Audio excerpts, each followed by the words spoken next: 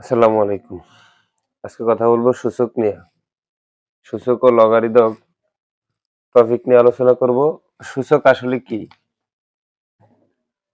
সূচক হলো অনেক বড় সংখ্যাকে আপনি কিভাবে সংক্ষিপ্ত আকারে লিখতে পারবেন। যেমন আমি যদি একটু উদাহরণ দিয়ে দেখি, ধরেন আপনি 4, এই 4 এর আপনি সূচকের মাধ্যমে লিখবেন। তাইলে কিভাবে লিখবেন দেখেন 2 এর উপর বর্গ করলে কিন্তু 4 হয়ে যায়। আবার যদি আমি লিখি 16, তাহলে আপনি কিভাবে এটারে সূচকের নিয়মে লিখবেন 2 এর উপর পাওয়ার 4। আবার যদি আমি লিখি 8, আপনি কিভাবে লিখবেন 2 এর উপর পাওয়ার 3। একইভাবে যদি আমি লিখি ধরেন 27, তাহলে সূচকের নিয়মে লিখলে 3 এর উপর 3। তার মানে এক পর্যায়ে গেলে আপনি বর্গ সংখ্যা, ঘন সংখ্যা এবং পাওয়ার সংখ্যা এই সংখ্যাগুলো আপনি মুখস্থ করতে হবে।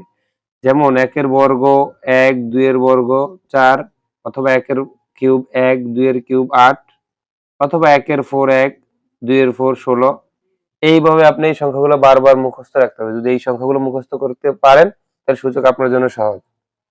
তাহলে আমরা এবার সূচকের প্রয়োজনীয় কিছু সূত্র লিখে রেখেছি। এই যে সূচকের প্রয়োজনীয় কিছু সূত্র। তো আপনার সূত্র এই সংখ্যাটাকে বলে ভেজ। দেখেন সূচকের নিয়মে যদি ভেজ একই থাকে আপনি লিখবেন একটা ভেজ, আর ভেজের সম্পর্ক গুণ থাকলে পাওয়ারের সম্পর্ক হবে যোগ। একইভাবে ভেজের সম্পর্ক ভাগ থাকলে পাওয়ারের সম্পর্ক হয়ে যাবে বিয়োগ। তেমনি ভাবে যদি গুণন সংখ্যার ভিতরে একটা পাওয়ার থাকে তাহলে আমি এই পাওয়ার সংখ্যাটা ব্র্যাকেটের প্রত্যেকটা সংখ্যার লগে গুণ অবস্থায় আছে পাওয়ারে। এরপরে তেমনি ভাবে এইটা আপনার এইখানে সবচেয়ে ইম্পর্টেন্ট এইটা আছে 6 নাম্বার। কোন সংখ্যা বা চলকের উপর যদি পাওয়ার শূন্য থাকে তার মান 1। আর এই ইনভার্সটা আপনার প্রয়োজন। দেখেন এটা যদি আমি একটু ভেঙে দেখাই তাহলে এ ইনভার্স এন মানে কি, এই টোটাল সংখ্যাটা আছে উপরে, এটার নিচে মনে মনে একটা 1 আছে। তাহলে আপনি যদি এই 1টার উপর নেন, সেম সংখ্যাটা আবার নিচনে চলে আসবে, শুধু এই মাইনাসটা হয়ে যাবে প্লাস। তেমনি ভাবে আপনি 2 এর উপরে ইনভার্স 1 দেন, আপনি এটা কিভাবে লিখতে পারবেন? নিচনে একটা 1, তাহলে 1 চলে যাবে উপরে, আর এই যে 2 এর উপরে পাওয়ার যেটা এটা চলে যাবে নিচে, শুধু মাইনাসটা প্লাস হয়ে গেল। আবার এইটা যদি এভাবে লিখে দেন তাহলে এইটারে আবার এভাবে লেখা যায়। তাহলে আমরা 2টা বা 3টা অঙ্কের সমাধান এখন দেখবো আপনি কিভাবে খুব সহজে সমাধান করতে পারেন। দেখেন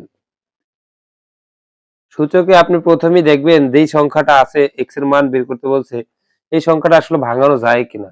দেখেন 4 কিন্তু একটা বর্গ সংখ্যা, কারণ 2 এর উপর পাওয়ার 2 করলেই কিন্তু 4 হয়।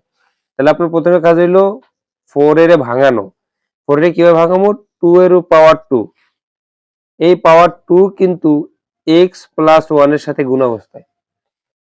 একইভাবে এইখানে দেখেন এই সূত্রটা এখানে ব্যবহার হবে। এই সূত্রটা আপনি ভেইজে ভেইজে যদি কাটা দিতে পারেন তাহলে আপনার সূচক সংখ্যা বের হয়ে যাবে। তাহলে এইখানে যেহেতু 2, এখানে 2 দিবেন। এই 2 রে কতবার গুণ করলে 32 হয়? দেখেন 2 এর উপর পাওয়ার 5 32, তার মানে সূচক সংখ্যা। তেমনি পাওয়ার 5 ভেজ 2 কাটা, এই 2 যদি x এর লগে হয় 2x প্লাস এই 2 যদি 1 এর লগে গুণ হয় 2 একে 2 5। এখন দেখেন আপনি এখানে কাজ কি, আপনি চাইলে এখানে কমন নিতে পারেন, আর না চাইলে এই 2 প্লাস ওই পাশে গেলে মাইনাস। দেখেন 2x 5 প্লাস 2 এর পাশে গেলে -2 বা এখন আপনি x এর মান বের করলে 5 থেকে 2 গেলে গিয়ে 3, আর এই 2 এখানে গুণ ওই পাশে গেলে ভাগ। সুতরাং এটা হলো আপনার এই অঙ্কের মান 3/2। একইভাবে যদি এই 2 নম্বর অঙ্কটা সমাধান দেখেন, এখানে কিন্তু 2 কারো বর্গ সংখ্যা না, তাই 2 এর 2 উপরে যা আছে তাই। কিন্তু এইখানে যেহেতু 2, এইখানে একটা 2 লাগবে, কারণ আপনার ভেজে ভেজে কাটা দেওয়া প্রয়োজন। তাহলে এইখানে 2 দিলাম, কিন্তু এখানে আছে 128। দেখেন 2 রে কতবার গুণ করলে 128 হয়? আমরা জানি 2 এর উপরে পাওয়ার 7 দিলে 128 হয়। তাহলে দেন আপনি এখানে 7, 2 এ 2 এ কাটা, ভেজে ভেজে কাটা। এখন আপনি উপরে এই ভেজ কাটা গেলে উপরে 2x প্লাস 1 নিচে চলে আসবে, উপরে 7 নিচে চলে আসবে। আপনি কি x এর মান বের করবেন, মানে কি 1 প্লাস হয়ে পাশে গেলে মাইনাস, সাইড চেঞ্জ করবেন।